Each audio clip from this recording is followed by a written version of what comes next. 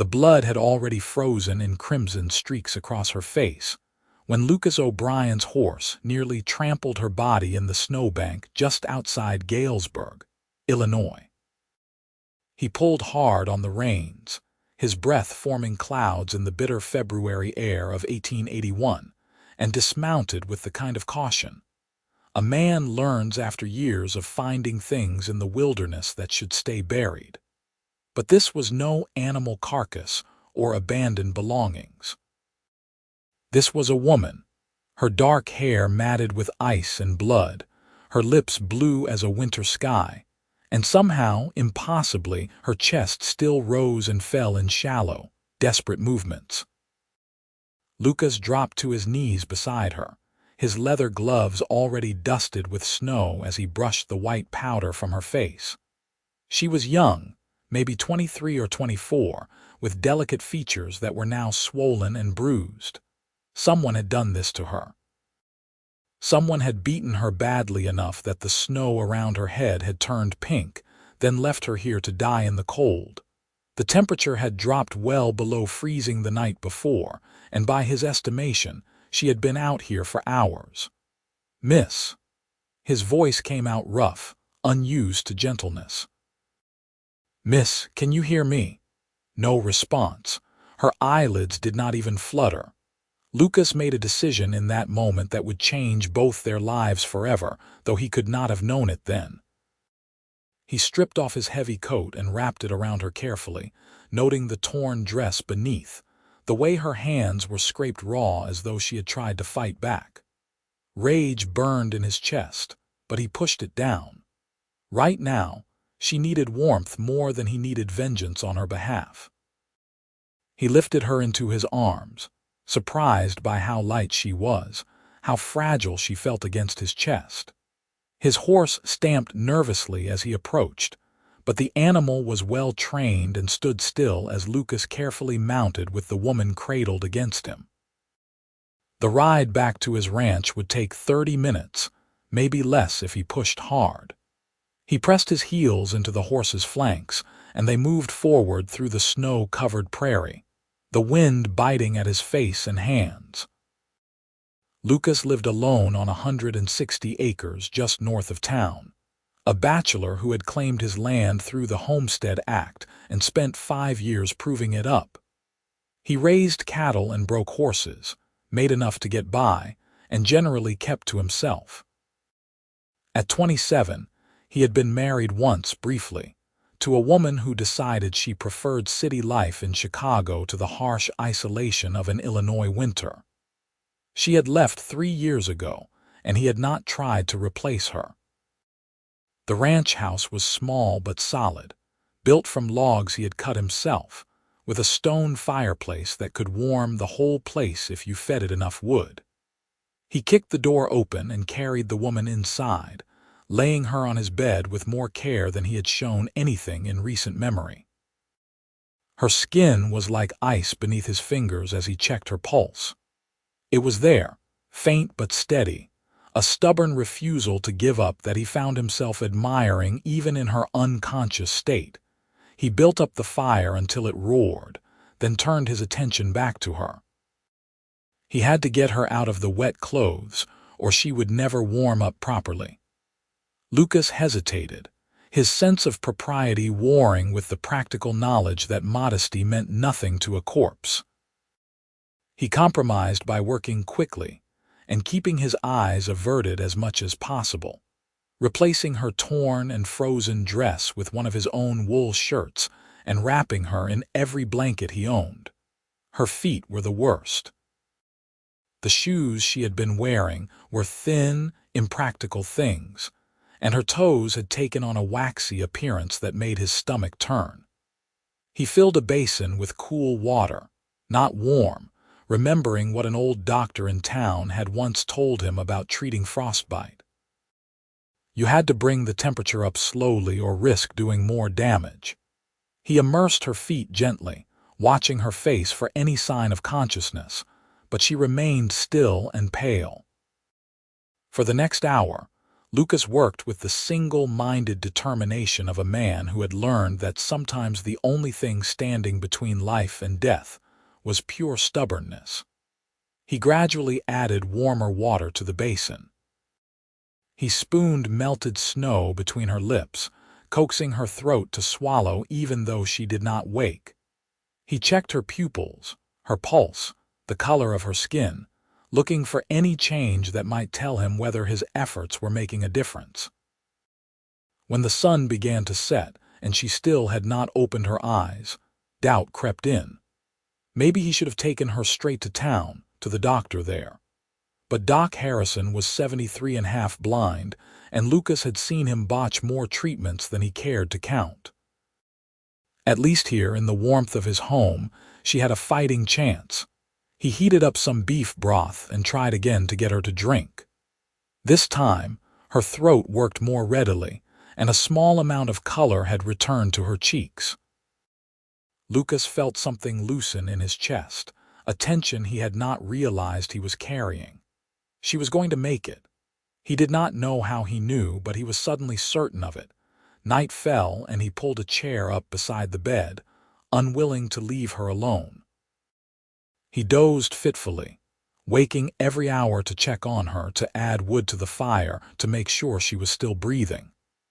Sometime around midnight, she began to shiver violently, her whole body convulsing with the effort to generate heat. Lucas climbed onto the bed beside her without thinking, pulling her against his chest and wrapping his arms around her, using his own body warmth to supplement the blankets and fire. It was forward improper, but he was past caring about propriety. Her shivering gradually subsided, and she settled against him with a small sigh that might have been relief. Lucas lay awake in the darkness, acutely aware of the woman in his arms, wondering who she was and what had brought her to that snowbank. Wondering who had hurt her and whether they were still out there, perhaps even looking for her. The thought made him hold her a little tighter, a protective instinct rising up that surprised him with its intensity. When dawn broke, pale and cold, through the small window, her eyes finally opened.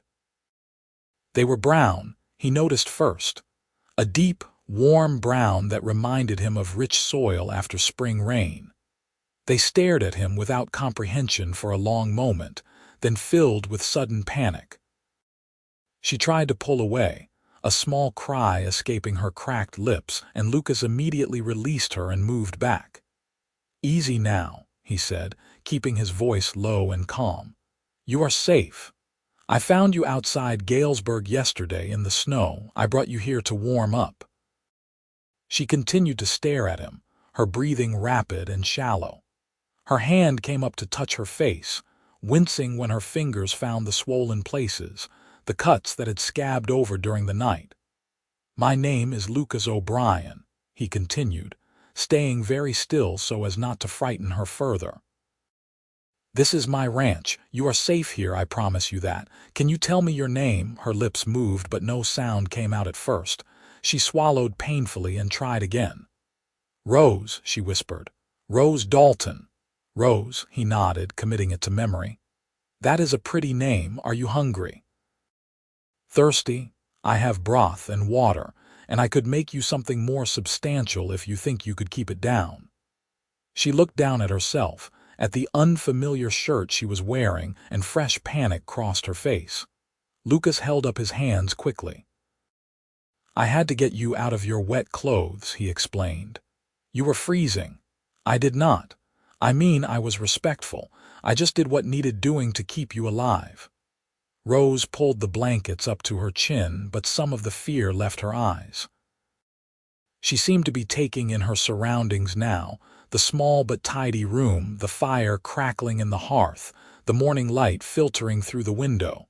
When she looked back at him, there was a question forming. "What happened?" Lucas asked gently. "Who did this to you?"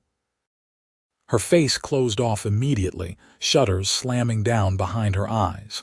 She shook her head, a single sharp movement. "I do not want to talk about it." He could respect that, even if curiosity and anger burned in equal measure. All right. But Rose, somebody beat you pretty badly and left you for dead. If they are still out there, if they might come looking for you, I need to know. They will not come looking. Her voice was flat, certain. They think I am dead already. They wanted me dead. The words hung in the air between them, heavy with implication. Lucas felt his jaw tighten, but he kept his tone even. Well, they failed. You are alive and you are going to stay that way. Are you hungry? She nodded hesitantly, and he rose from the bed, putting distance between them to give her space. In the small kitchen area, he warmed up the beef broth and cut thick slices from a loaf of bread he had baked 2 days ago.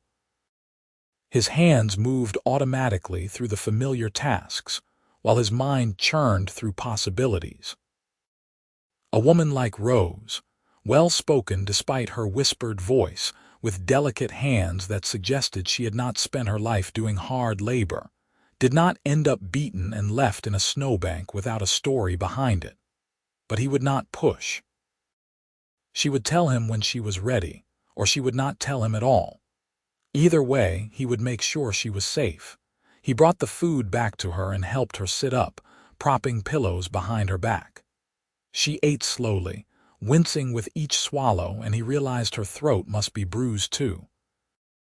The rage returned, cold and sharp. He had seen violence before, dealt it out when necessary in the rough world of the frontier, but there was something about violence against a woman that made his blood run hot. "Thank you," Rose said softly when she had finished half the broth. "For helping me. For saving my life." "You do not need to thank me for being a decent human being," Lucas replied.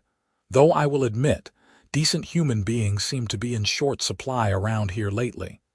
A ghost of a smile crossed her face, there and gone again in an instant. "How long was I out there?" "In the snow? I am not certain. I found you around noon yesterday. Based on how cold you were, I would guess most of the night before and into the morning. It is a miracle you survived." Rose looked away toward the window and the white landscape beyond. Maybe it was not meant to be a miracle. Maybe it was meant to be a curse. "What do you mean?" She was quiet for a long time, her fingers plucking at the edge of the blanket. When she spoke again, her voice was barely audible. "My husband did this to me. My husband and his brother. They brought me out to the middle of nowhere and they beat me and they left me there to freeze because I could not give them a child." The words spilled out in a rush, as though once she started, she could not stop. Lucas sat very still, letting her talk. "We have been married for 2 years. Edmund Talbot, from one of the wealthy families in town. Everyone thought I was so lucky to catch his eye, a poor girl like me with no family and no prospects. I thought I was lucky too at first. He was handsome and charming and he promised me everything, but after the wedding he changed. He wanted an heir, needed one to secure his inheritance from his father. And month after month, year after year, there was no baby. He started drinking more, started blaming me, started hitting me when he got angry." Her voice cracked and Lucas reached out instinctively, taking her hand in his. She gripped it hard, her nails digging into his palm. 2 nights ago he came home drunk with his brother Marcus. They said they were done waiting. They said I was useless, that I had tricked Edmund into marriage, that I did not deserve the Talbot name. They dragged me out of the house and put me in a wagon and drove me out of town. And they took turns. They took turns hitting me until I could not see straight, could not fight back anymore. And then they dumped me in the snow and Marcus said, 'Let the cold finish what we started,' and they left me there." Tears were streaming down her face now, and Lucas felt his own eyes burning. He moved back to the bed and pulled her into his arms, letting her sob against his chest while he held her and promised her, over and over, that she was safe now, that he would not let anyone hurt her again. When the storm of weeping finally subsided, Rose pulled back and wiped at her eyes. "I am sorry.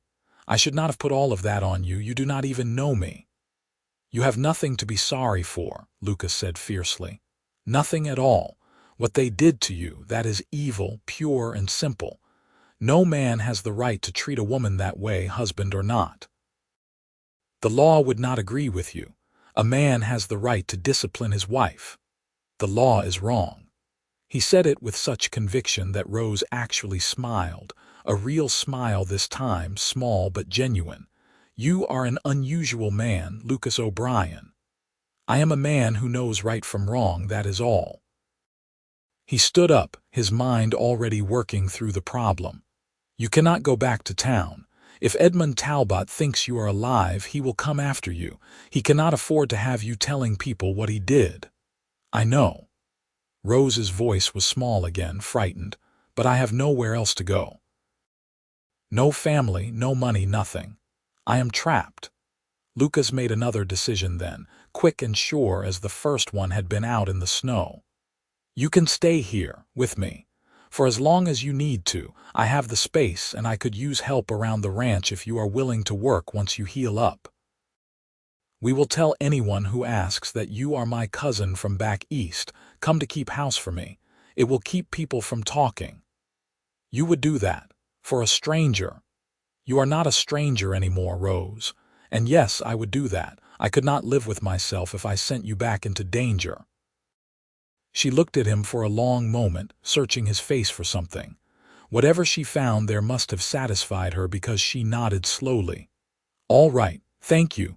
I will work hard, I promise. I will earn my keep. I do not doubt that for a second.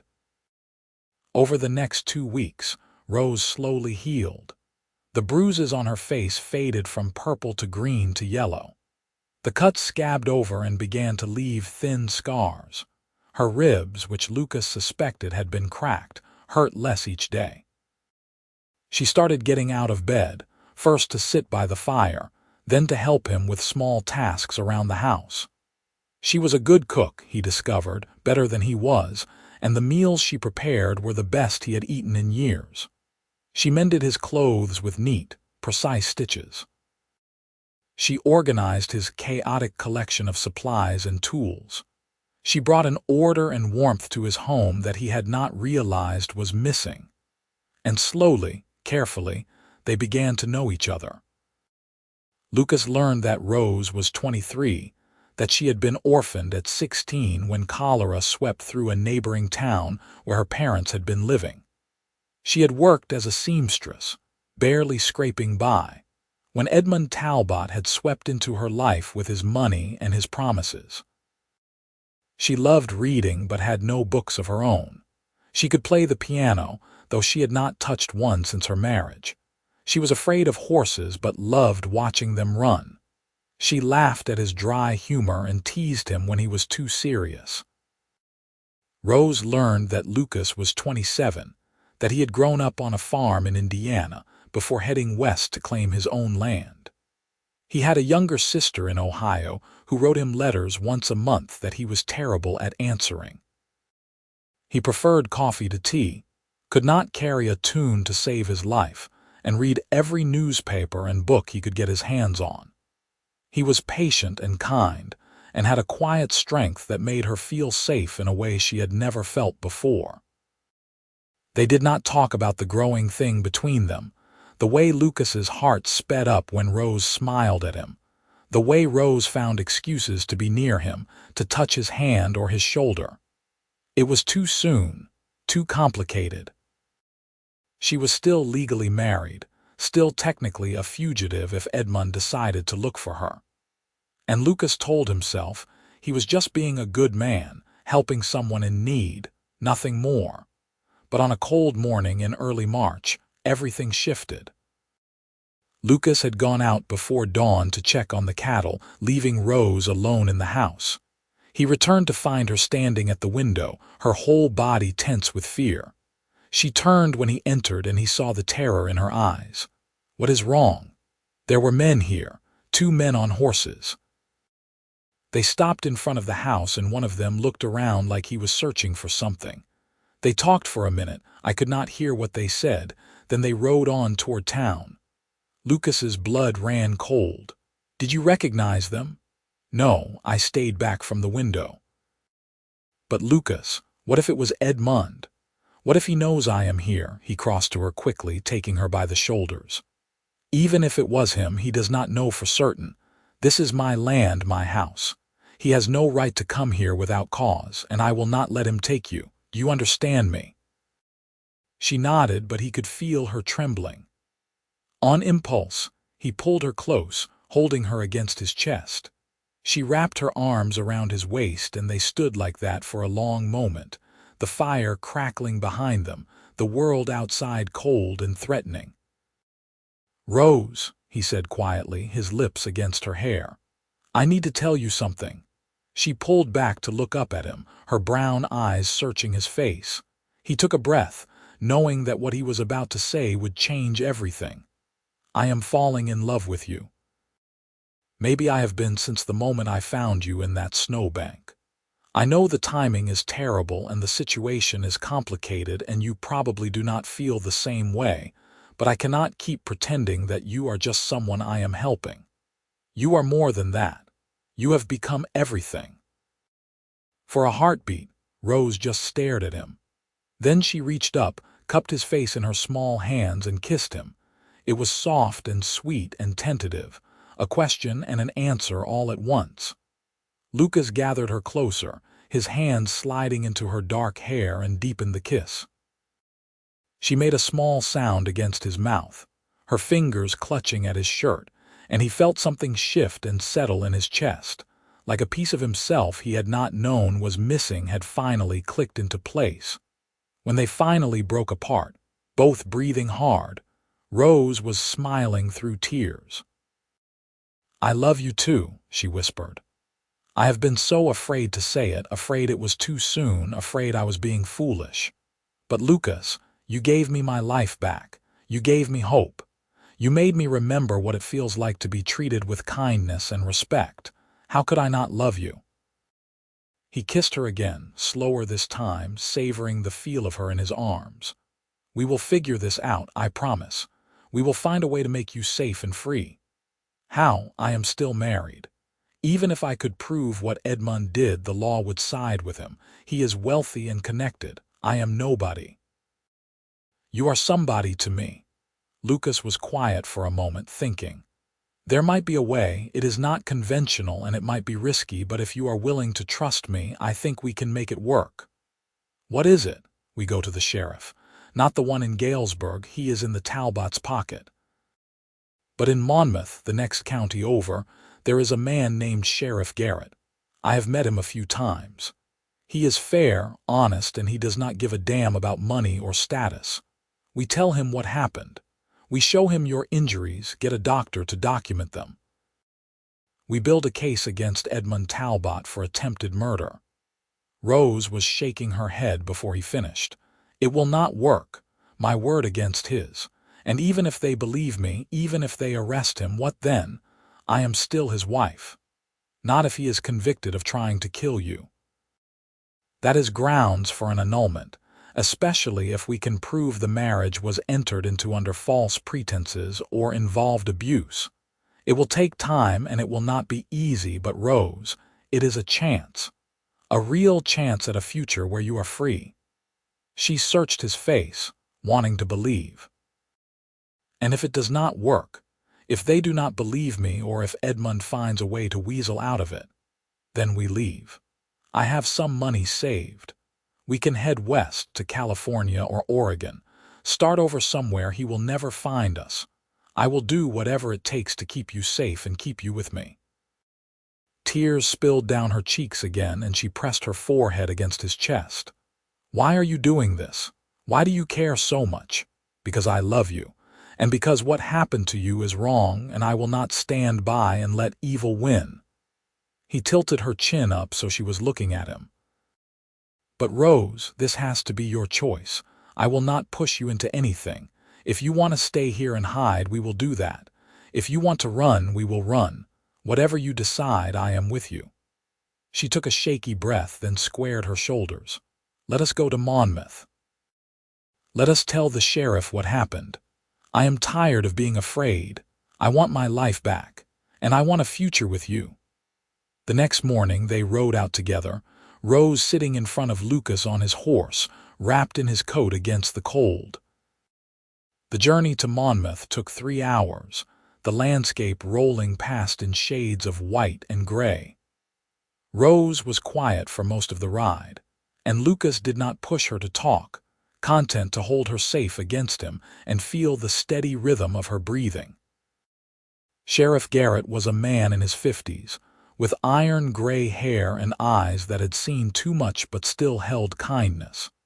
He listened to Rose's story without interrupting, his expression growing grimmer with each detail.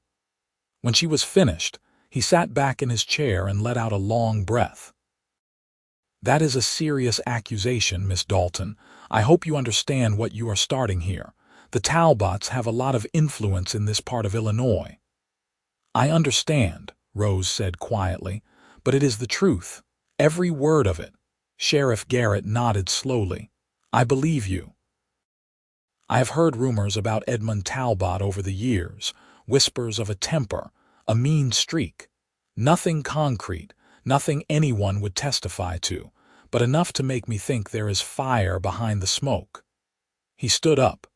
"Let me get the doctor over here to examine you and document your injuries. Then we will take your statement officially, and I will ride to Galesburg to have a word with Mr. Talbot." "He will deny everything," Rose said. "He will say I am lying, that I ran off, that I am trying to extort money from him.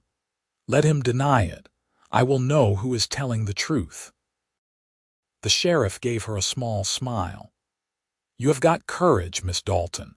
Not many women would stand up to a man like Edmund Talbot. You are going to be all right." The doctor was an older man named Wilson, patient and gentle as he examined Rose's healing injuries. He made careful notes of the fading bruises, the scars, the still tender ribs. He documented the marks on her wrists where she had been held down, the defensive wounds on her hands and arms. When he was finished, he shook his head sadly. "I have never understood how a man could do this to anyone, let alone his own wife. You are very lucky to be alive, young lady." "I know," Rose said softly, glancing at Lucas. "I had help. They stayed in Monmouth that night at a small boarding house run by a widow named Mrs. Fletcher. Lucas paid for 2 rooms, mindful of propriety, though he hated being separated from Rose even for a night. He lay awake staring at the ceiling, wondering if he had done the right thing by bringing her here, by encouraging her to confront her past. If something went wrong, if Edmund found a way to hurt her again, he would never forgive himself. But in the morning, Rose appeared at breakfast with her chin held high and determination in her eyes. "I want to be there when Sheriff Garrett confronts Edmund. I want to see his face." "Rose, I do not think that is a good idea. I need to do this, Lucas. I need to look him in the eye and let him know he did not win. Please." Lucas could not argue with that, though every instinct he had screamed at him to keep her as far away from Edmund Talbot as possible. They rode back to Galesburg with Sheriff Garrett, arriving in town just before noon. The streets were quiet, dusted with fresh snow, and Lucas noticed the way people stared as they passed, the way conversations stopped and heads turned. The Talbot house was on the edge of town, a large, imposing structure of whitewashed wood with black shutters. Sheriff Garrett tied his horse to the fence and motioned for Lucas and Rose to wait while he approached the front door. But Rose dismounted and followed him, her hand finding Lucas's for strength. A servant answered the door, an older woman with a pinched face who frowned when she saw Rose. "You," she said, her voice dripping with disdain. "You dare show your face here after what you did?" "What I did?" Rose's voice was steady, cold. "What exactly do you think I did? Running off in the middle of the night, causing a scandal, making Mr. Talbot worry himself sick looking for you. You should be ashamed."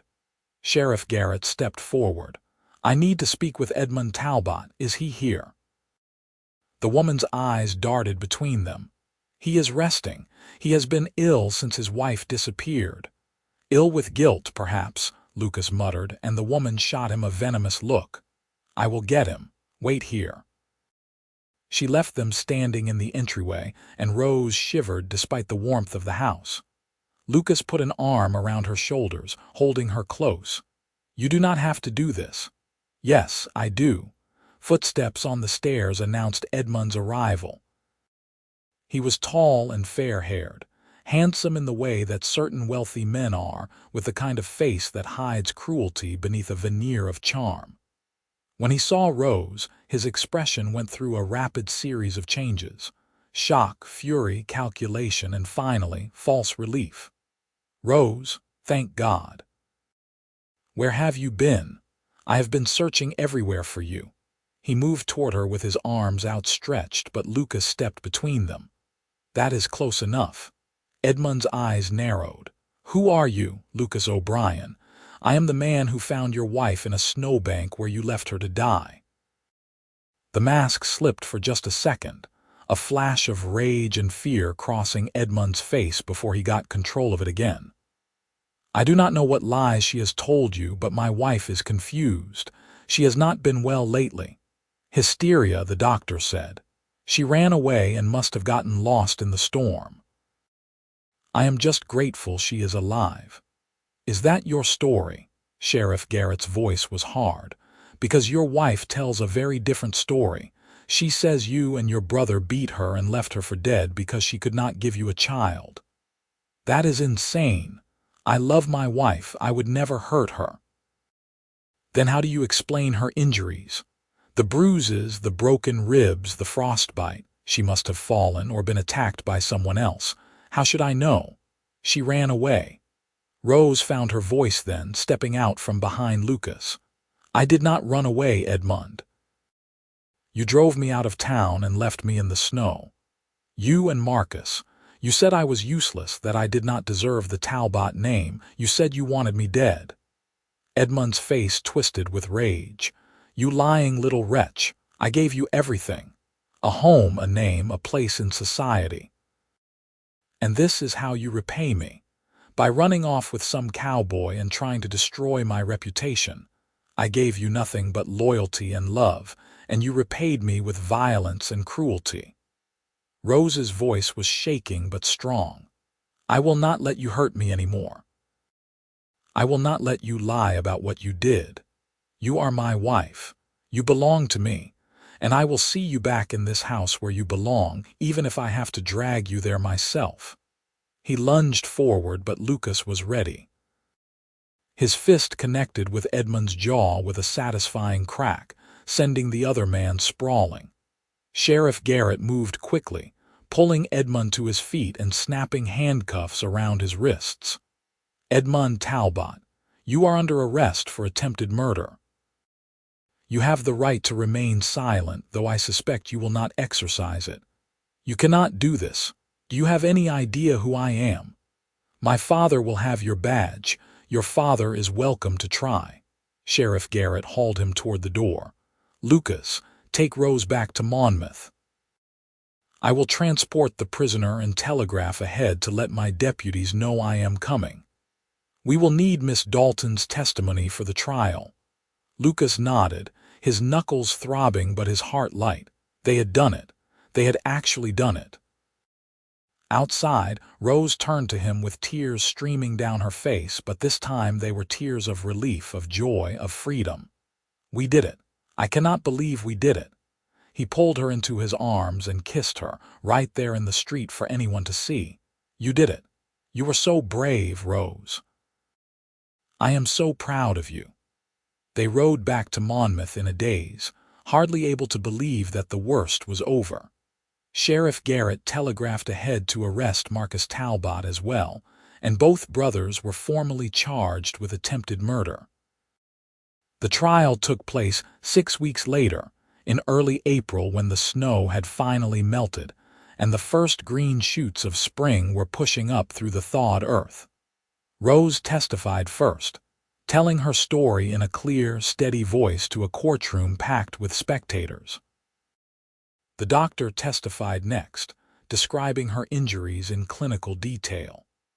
Lucas testified about finding her in the snow, about her condition, about the way she had nearly died. The evidence was overwhelming, and even the expensive lawyer the Talbots hired could not poke holes in the truth. The jury deliberated for less than 2 hours. Edmund and Marcus Talbot were found guilty of attempted murder and sentenced to 15 years in prison. The judge granted Rose an annulment on the grounds of cruelty and abandonment, declaring the marriage null and void. When the gavel fell, Rose grabbed Lucas's hand and held on like she would never let go. They were married a month later, on a warm May morning in Monmouth. Rose wore a simple dress of pale blue that matched the spring sky, and Lucas wore his best suit, his hair slicked back and his boots polished. Sheriff Garrett stood up for him, and Mrs. Fletcher from the boarding house stood up for Rose. It was a small ceremony, just the 4 of them and the preacher, but it was perfect. When Lucas kissed his bride, he tasted salt and realized she was crying. "Happy tears," she assured him, laughing through them. "Only happy tears from now on." They returned to the ranch as husband and wife, and Lucas carried Rose over the threshold of the little log house that was now truly their home. That night, lying in each other's arms with the firelight dancing across the walls, Rose traced the line of his jaw with her finger. "I never thought I would be happy again. I never thought I would feel safe or loved or whole. But you gave me all of that, Lucas. You gave me everything." He kissed her palm, her wrist, the inside of her elbow. "You gave me just as much. I was going through the motions before you came into my life. Working, surviving, but not really living. You changed that. You changed everything. What do you think our life will be like? 10 years from now, 20 years. I think we will still be here on this land. I think we will have added on to the house, maybe built a bigger barn. I think there will be children running around, making noise and getting into trouble." He smiled at the thought. "I think we will be happy, Rose. So happy that the hard times will seem like nothing more than a bad dream." And he was right. Their first child, a son they named Luke, was born the following spring. He had Rose's brown eyes and Lucas's stubborn chin, and from the moment he was born, he wrapped both his parents completely around his tiny finger. A daughter, Anna, came 2 years later, with her father's gray eyes and her mother's gentle spirit. Then another son, James, rambunctious and wild, who kept them all on their toes. The ranch prospered. Lucas bought more land and expanded the herd. Rose started a small seamstress business, sewing clothes for the women in town, her reputation for fine work spreading throughout the county. They added rooms to the house as the family grew, a kitchen big enough for Rose to cook in comfortably, bedrooms for the children, a parlor where they could gather on cold winter evenings. They faced hardships, of course. A drought one summer that nearly wiped out the cattle. A winter so harsh that they lost half the herd. Illness that swept through and took little Anna when she was only 6, leaving a hole in their hearts that never quite healed but slowly became bearable. But through it all, they had each other.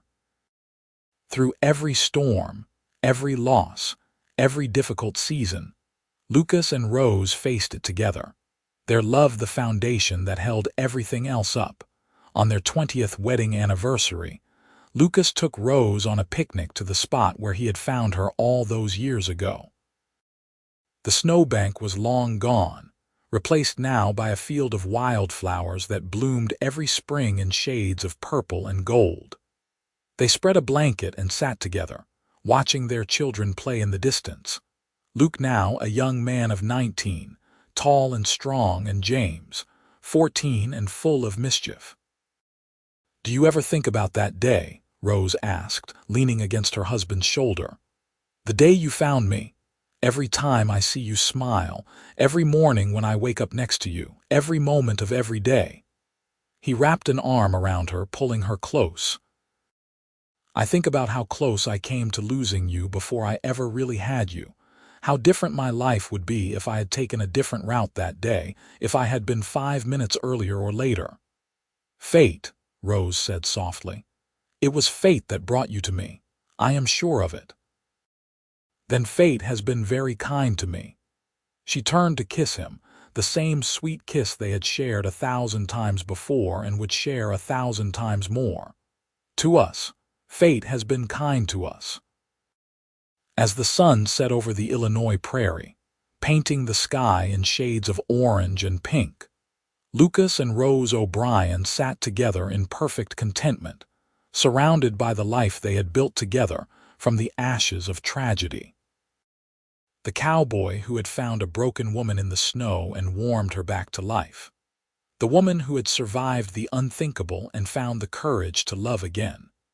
Together, they had created something beautiful, something lasting, something that would endure long after they were gone. Their children would inherit the ranch, and their children's children after them. The story of how Lucas and Rose found each other would be passed down through generations, a testament to the power of compassion, courage, and love. And every spring, when the wildflowers bloomed in that field outside Galesburg, the O'Brien family would gather there to remember the day that changed everything. The day that brought two souls together against all odds and gave them both a second chance at happiness. Years later, when Lucas and Rose were old and gray, sitting together on the porch of their ranch house and watching the sunset, Rose would take her husband's weathered hand in hers and say, "Thank you for saving my life." And Lucas would kiss her forehead and reply, "Thank you for giving me a life worth living." They were buried side by side on a hill overlooking the ranch, beneath a simple stone that read, "Lucas and Rose O'Brien, together in this life and the next." And the wildflowers that grew on their graves bloomed every spring, purple and gold, a reminder that even from the coldest, darkest winter, love can bring forth the most beautiful spring.